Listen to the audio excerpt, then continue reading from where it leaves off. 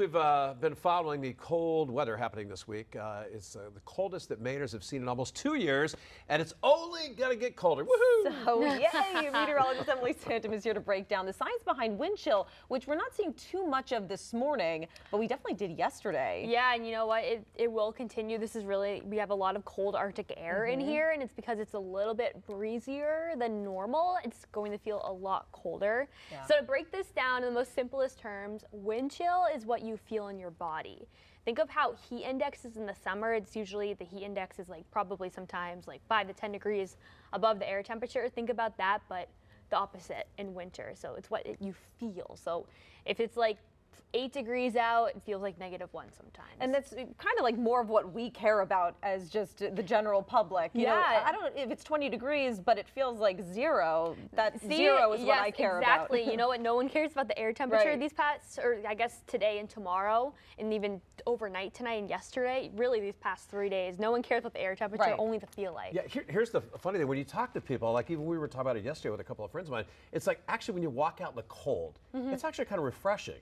But then you throw the wind chill into it, then it's like, this is horrible. Yeah. So that's the big difference. Like, oh, I can handle the cold, I just can't handle the wind chill. It's very refreshing at first, and then you're out there for probably 30 seconds more, and you're like, wow, I should have walked inside. I should have came out here. Right. Yeah. Or And even like this morning, I worked last night, and it was very, very cold as soon as I got outside. I sat in my car and I was like, oh my gosh. You can dress for that. You just can't, it's hard to dress for the wind chill though. Yeah, With that wind just blowing in your face. Yeah. Seriously. So let's get into a little bit of how wind chill, what it is, you know, how it happens seriously. So here's a little bit of a fun diagram. So our body actually loses heat through convection, which is the transfer of heat energy in a fluid, and in that case, air is the fluid in the atmosphere. So air begins to move on around, and we'll talk about that when the wind gets involved.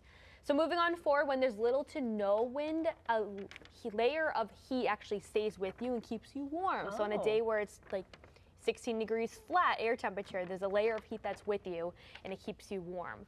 When you enter in wind though, the moving air begins to break up the insulating warm layer, and that actually helps speed up the heat loss, making it feel a lot colder. So actually in this situation, it's 20 degrees, but it feels like 4 because of the 20-mile-per-hour wind. Oof. So it's definitely, that's what we're gonna see, you know, we're probably going to see this a lot more throughout the winter months as well. We've talked about this a couple times going in the past, the coldest wind chills on record. This is probably the coldest it's been in 2 years in the Portland area, even all over Maine. February 3rd, 2023, Portland had a record wind chill of -45. Oh my That's what it feels like on your skin. I remember this, you know, it was pretty recently. I was in the White Mountains for this, so it was definitely so cold there. But after that, it's really only been since the 60s and 70s since it's been very, very cold here. And even going forward for tomorrow, these are the temperatures versus wind chills for tomorrow. The future numbers on your screen, those are the feel like temperatures. You could tell that in most cases tomorrow, it's about 10 degrees colder, which is pretty crazy. And you know what, like this is just how it's going to be the next couple of days. Yeah. Until at least late week.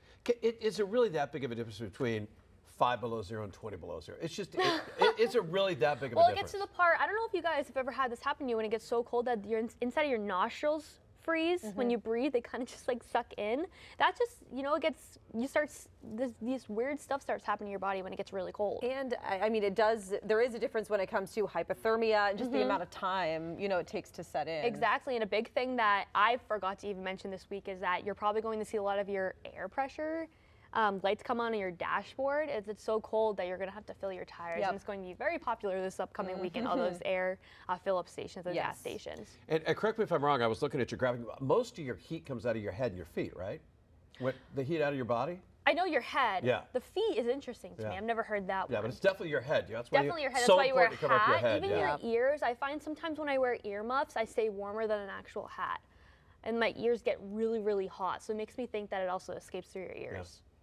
Interesting. Well, maybe I'll take everything. Maybe just do the beanie and the earmuffs just to be safe. And the gloves and the toe warmers, everything. Like I I did not button my coat completely last night, and my neck, I was like, oh my gosh. Scarves, like, you're right. Yeah, you got to cover up everything, cold. especially the thing that people forget about covering up is your earlobes. You know, with the hats, pull it all the way down. Oh, yes, so cold. I can't talk about this anymore. I It's making me cold. Just going to stay inside today. Seriously. Well, if you have any weather-related questions you'd like to ask our Weather Authority team, you can always email us at weather@wgme.com. All right, good stuff. Yes, thanks so much, Emily. Well, I mean, at least you're explaining is good stuff. Yeah.